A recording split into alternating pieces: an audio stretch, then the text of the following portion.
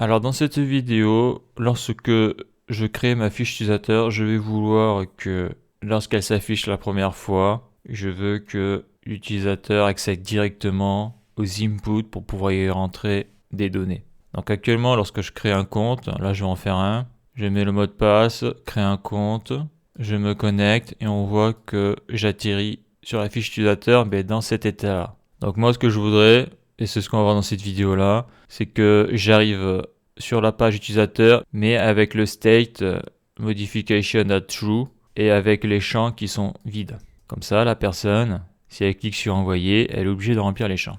Donc voilà ce que l'on va voir dans cette vidéo-là. On va avoir une méthode.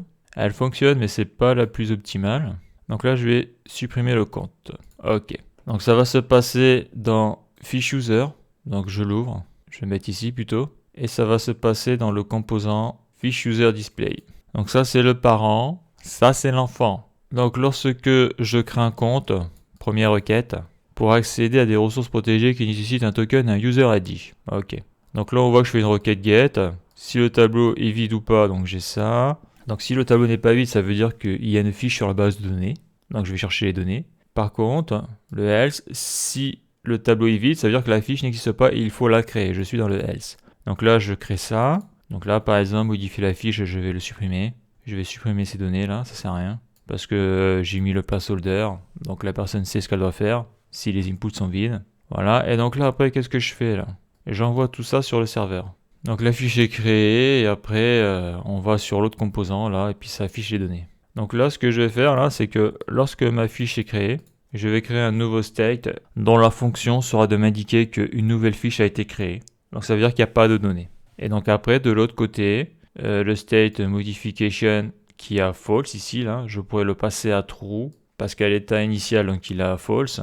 Mais là, la création du compte, je vais faire en sorte de le passer à true. Mais j'ai besoin d'avoir cette information-là. Donc là, pour le moment, je vais passer par un state. Ça a un avantage, c'est facile, mais c'est un gros inconvénient. Mais ça, on le verra à la fin.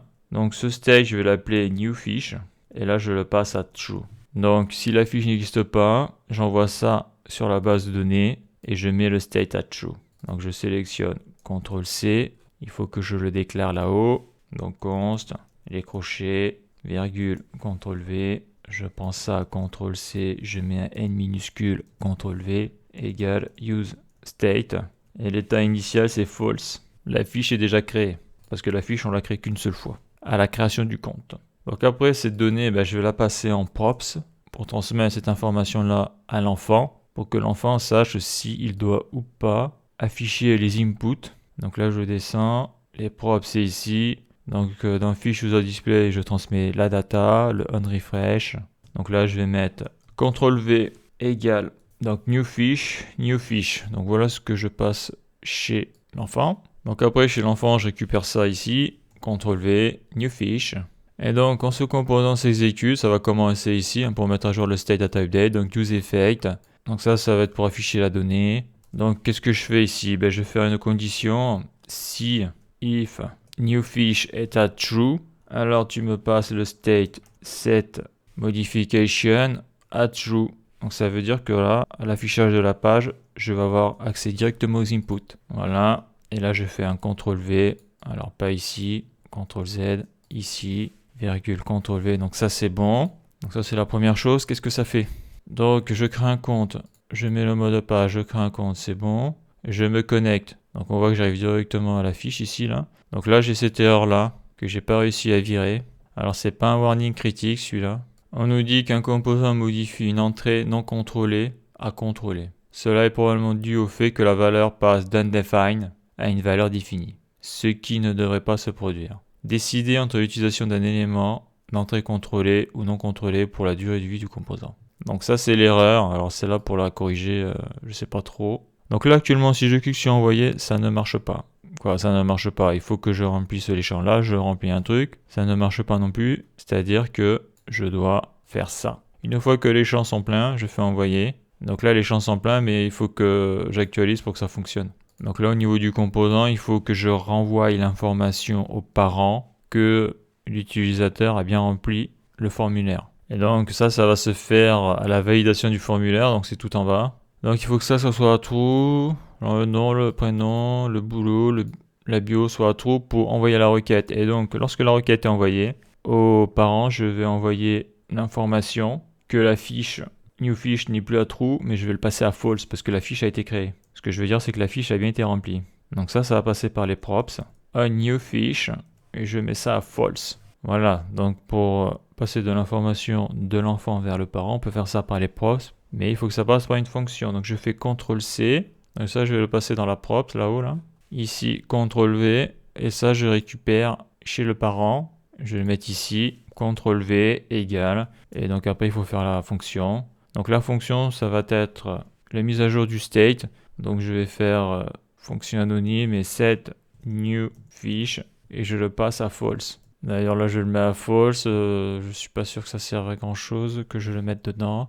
Donc je vais mettre value, mais bon ça sera toujours false, donc il n'y a pas de souci. Donc là oui j'ai oublié quoi, là j'ai oublié le a new fiche, ouais c'est ça, CTRL C, CTRL V, tableau de dépendance. Donc on va voir si ça fonctionne. Ouais, parce que là je mets value, mais là je le force à false, donc il n'y a pas de raison que ça ne marche pas. Donc je supprime le compte. Je crée un compte, je me connecte, je clique sur envoyer, je mets des données, je clique sur envoyer, donc il faut que je remplisse les champs. Donc là on voit déjà le problème que je vais avoir suivant certains cas de figure.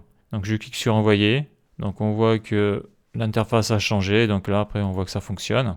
Donc voilà, ça marche. Donc le gros souci de ce que je viens de faire, donc je supprime le compte, je crée un nouveau compte, créer un compte, se connecter. Donc le premier souci c'est que, donc là, si je clique sur envoyer, quoi qu'il arrive, je ne pourrai pas vider cette page-là tant que je n'aurai pas rempli tous les champs. Par contre, si je clique sur accueil, et si je reviens sur fiche utilisateur, on voit que je retourne à cet état-là. Ça c'est le premier problème. Et le deuxième problème, je vais le montrer, créer un compte, je me connecte.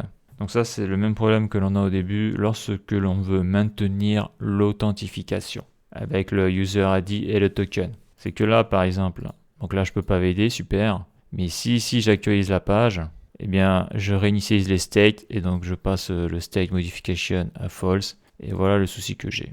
Donc ça pour éviter ça, donc il y avait la première solution d'utiliser le local storage, mais le problème du local storage c'est qu'on peut le trafiquer. Donc la vraie solution c'est que lorsque l'on arrive sur la fiche utilisateur, il faut contrôler sur la base de données si la fiche a été créée ou pas. Par exemple, sur la table user, on a vu que j'avais créé une colonne admin, et bien là je pourrais créer une nouvelle colonne, new fiche. Si elle est à 0, c'est qu'elle a été remplie, et si elle est à 1, c'est qu'elle n'a pas été remplie. Ce qui fait que lorsque l'utilisateur, même s'il actualise ici, eh bien la requête get va aller contrôler sur la base de données si la fiche a bien été remplie, et si elle n'a pas été remplie, eh bien au niveau du code, on fera en sorte que modification reste à true tant que la personne n'a pas fini de remplir cette fiche-là. Et pareil, si elle change de page, si modification est à true, eh bien on peut interdire le changement de page en cliquant sur accueil par exemple. Donc c'est là où on voit que dès qu'on gratte un petit peu sur les différents cas de figure, qu'on trouve des problèmes, qu'il faut mettre des verrouillages un peu partout, ce qui complexifie grandement les choses.